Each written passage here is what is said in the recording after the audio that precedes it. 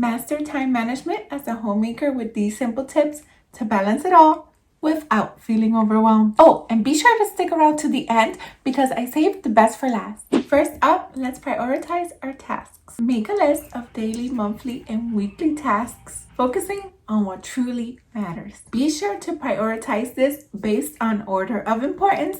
That way, when you start working down your list, you do not miss the most critical ones. Knowing what needs to be done first can help to prevent overwhelm and helps to keep us on the right track. Once you have these tasks of priorities and the group of items that you need to do, let's try some time blocking. Break up your day into different blocks by allocating different types of activities in different sections of the day together. Cooking and cleaning, outings and errands, homeschool, and child bonding are just a few examples of some of the blocks that you may have. Everyone's life is different, but please do not forget the critical self-care block. When we dedicate uninterrupted time for each type of tasks in our life, we can accomplish a lot more without feeling overwhelmed or scattered. Even though we have our time blocking, let's be sure to create a flexible schedule. Time blocking in and of itself is already super flexible. Even if you say that, there are some days that look completely different than others,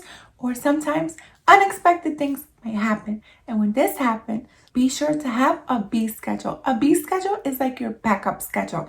In the event something goes totally off track, you can still feel super duper accomplished by having one of these. In your B schedule, be sure to have a lighter routine, pare down your cleaning and other tasks that you might normally do. In addition, instead of having maybe 5 to 7 goals, maybe let's stick to 1 or 3. That way, we still feel super accomplished and yet leave room for the unexpected events. Don't be afraid to ask for help and delegate tasks. Involve other members of the household in chores. Depending on their age, you can give them different sets of responsibility. This not only helps our family member to feel like they're more integrated into the family culture, but it also helps to foster a sense of responsibility and takes a lot off our overflowing plate, causing us to be more efficient homemakers. Plan and prepare bulk meals for the week ahead. This will save so much time during the next coming week, and it doesn't even take that long. On your errand day or whenever you do your grocery shopping, be sure to set aside 30 minutes to an hour to prep all the things that you need for the following week. Wash your fruits and veggies, chop them up, cook your protein if you have some time. Whatever you can do is better than nothing. And when the timer goes off, simply stop. Hey, something done is better than nothing done. And this puts us ahead without having us feel overwhelmed, and we'll definitely be more ahead than we would have been had we done nothing at all. Having a lot of these things done can help to make our daily cooking a lot easier. This opens up more time to allow us to focus on other areas of our home, family, or simply to do the things that we enjoy. Another pro tip here is if you already find yourself cooking, simply double up the portions and you can have another meal for later. Future you will super thank you. Next, embrace a good enough mindset. Now this one is still a work in progress for me. It is super duper difficult as a recovering perfectionist. However, good enough is really good enough. And you know what? A done something is better than a perfect nothing. I literally have to tell myself that every single day. But it is so worth it. And it is so true. And it has helped to relieve a lot of the pressure. Frozen in perfectionism is such a real thing.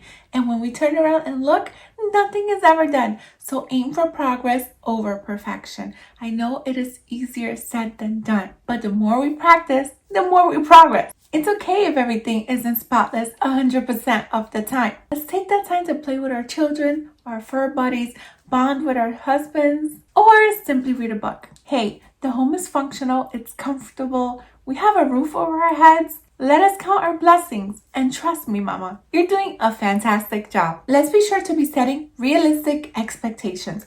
Let us not overwhelm our days and with a mile-long to-do list, guilty, and then feel like a total failure at the end of the day. You know what?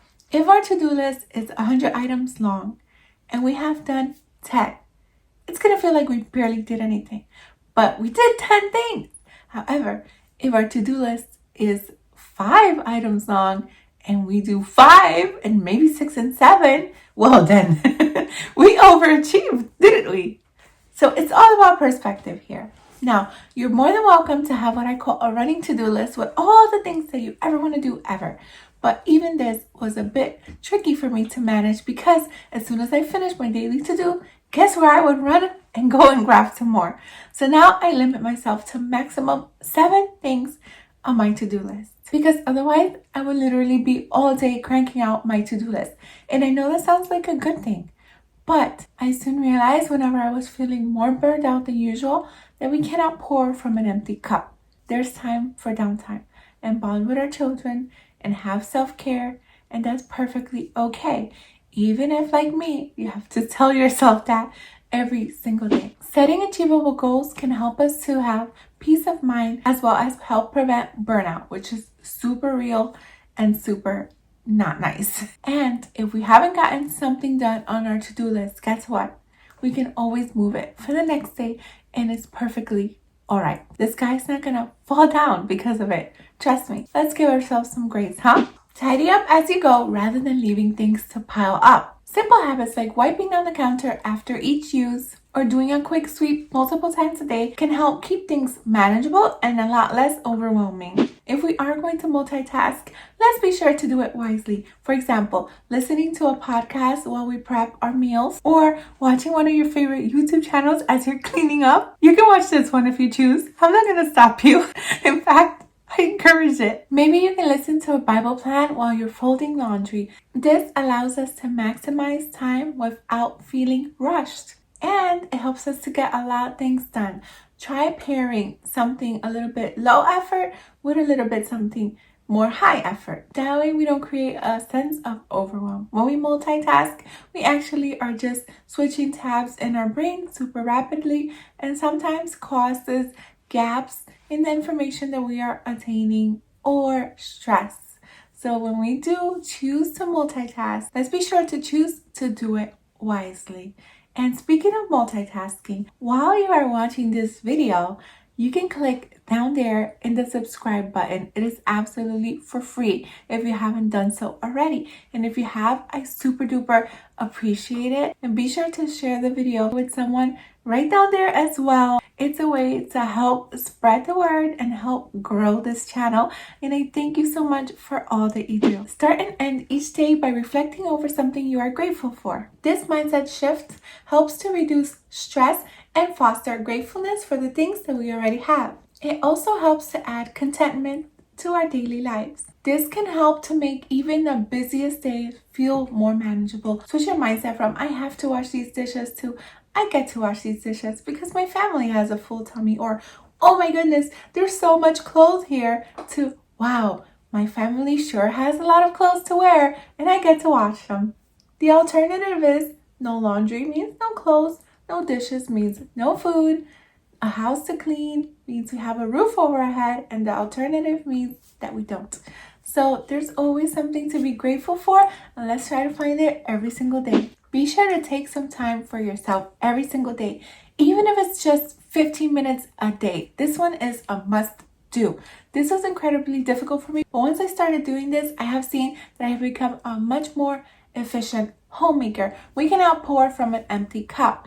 Let's be sure to get in that self-care. Not to mention, if you have littles that are watching you, they will also learn to take care of themselves as well. Taking care of ourselves can help us to be more productive homemakers because we are not feeling overwhelmed and overworked. Carving out even a small window for ourselves each and every day can help us to come back recharged and help us to manage our home a lot better. Let's keep our purpose in mind when everything around us feels so heavy.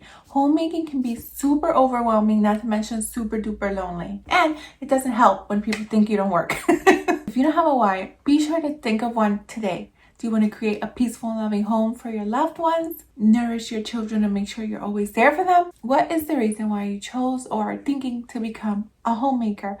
Dig deep.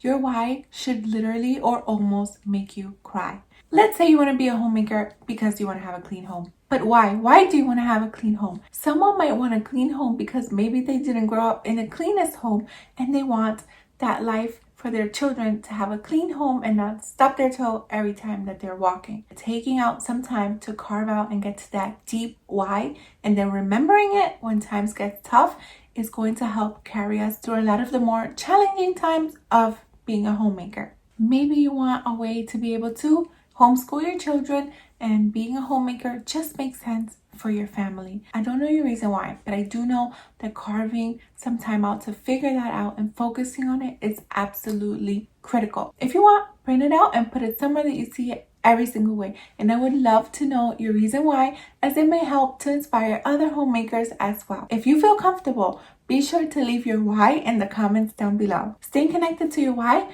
helps to give you perspective and motivation, even when it feels like things are just totally impossible. And if you want even more practical homemaking tips, then check out this video here and I'll meet you there right now. Thank you so much for watching. Until next time, to God be the glory. Bye!